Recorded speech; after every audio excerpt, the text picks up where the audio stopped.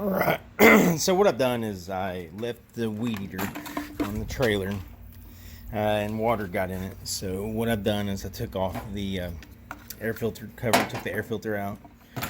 I took the spark plug out and I could see it had some driplets of water on it, moisture.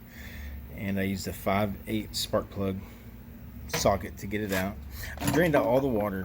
I'm pumping this now to make sure it's all out. And I'm gonna go and get some carburetor cleaner and a new plug, maybe even a filter, and let it bake out in the sun for a little bit while I'm gone and getting that stuff. Maybe some of that come out. I'm also going to put a little gas where the carburetor goes so it'll lube it up, not rust. Okay, here's the gas. We can go ahead and put it where the plug goes to. I'm missing it totally. To get it in the cylinder there. Make sure there's no rust. That's going to build up.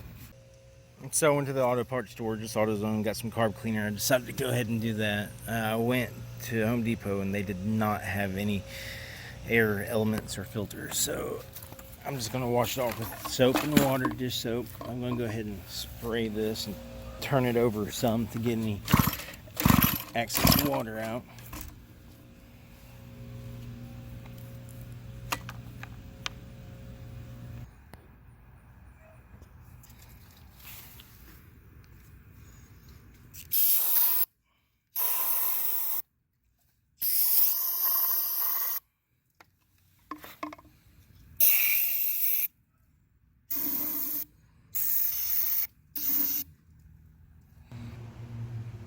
Okay, now after pulling the compression about 2 more times, I'm going to start putting in the spark plug, and then gas, and put the filter back on and see if she'll run.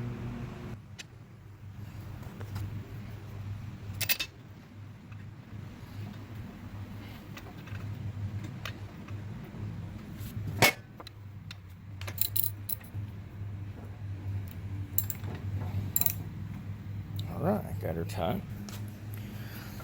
Alright, I got gas in it now. Pump. I'm not going to put on the filter just yet. I'm going to make sure